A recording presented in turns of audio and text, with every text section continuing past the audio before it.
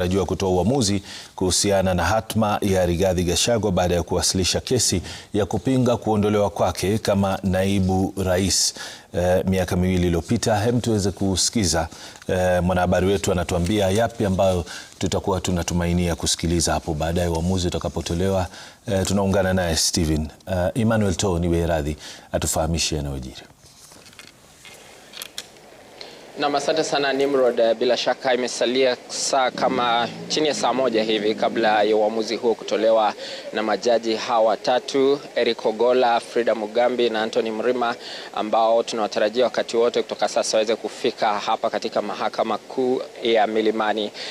Nimeona tayari baadhi ya magari yameingia hapa kwa ajili ya shughuli hiyo.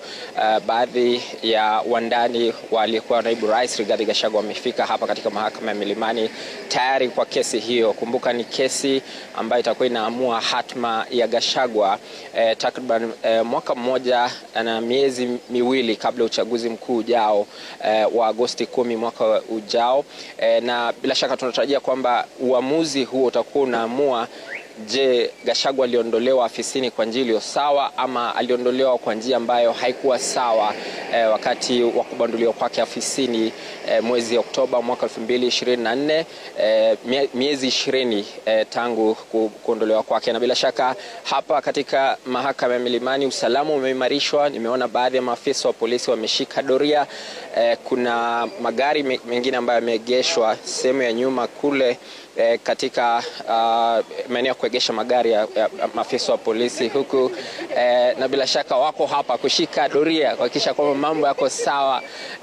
Katika lango kuu hili pia kuna wale ambao wamevalia magwanda ya kuhakikisha kwamba ya kupambana na wale ambao wataleta ghasia ikiwa kutakuwa nao, lakini hadi sasa usalama umeimarishwa kabisa, na kuna magari mengine ambayo yanaendelea kuja ya polisi hapa nje ya mahakama hii kuhakikisha kwamba shughuli ambayo itaendelea hapa itakuwa shwari kabisa. Kumbuka kwamba Gachagua jana alikuwa kanisani katika eneo la Karen na akawaambia wafuasi wake waweze kuweka amani, kudumisha utulivu, haswa kulingana kutokana na uamuzi huu.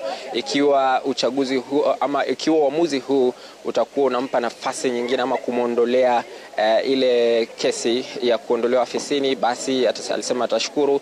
Lakini ikiwa majaji wale watasema kwamba aliondolewa kwa njia iliyo shwari ama aliondolewa kwa njia sawa mahakamani, amesema kwamba atakuwa na kata rufaa na kupinga uamuzi huo. Lakini kwa sasa hatujui ni lipi ambalo limeamuliwa na majaji hao, lakini kibarua kiko kwa majaji hao watatu ambao tayari nimekutajia kwamba wamekuwa kisikiza hii kesi kwa muda mrefu tangu wakati ambapo Gachagua aliondolewa mara ya kwanza mwezi Oktoba mwaka uliopita. Wamekuwa kwenye kesi hii na tuliona kesi hii ikisikizwa kwa takriban wiki 2 ama 3 mfululizo, wakati ambapo majaji hao walikuwa hapa, mawakili wa pande zote wakieleza yale ambayo yalikuwa yamewafikisha mahakamani. Kumbuka kwamba ni bunge la Seneti na bunge la kitaifa ndio wale ambao ambao ni wenye wako kwenye kesi hii, wakishirikiana pia na alikuwa ama naibu rais wa sasa Profesa Kithure Kindiki, ambaye pia ni mmoja wa wale ambao wanasema kwamba anafaa kusalia afisini. Kwa hivyo kuna mengi Nimrod, lakini tutakuwa tunajua mbivu na mbichi mwendo wa saa 5 hivi, wakati ambapo kesi hiyo itakuwa inaamuliwa, wakati ambapo uamuzi utakuwa unatolewa rasmi kuhusu kesi hiyo.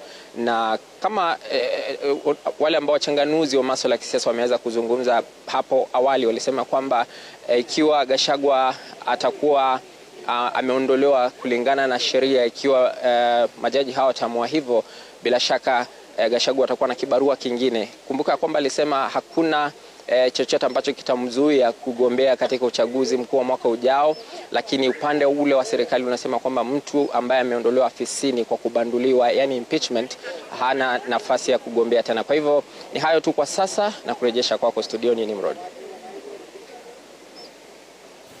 Naam, asante sana Emmanuel To huyu akiripoti kutoka mahakamani tunaposubiri uamuzi wa majaji.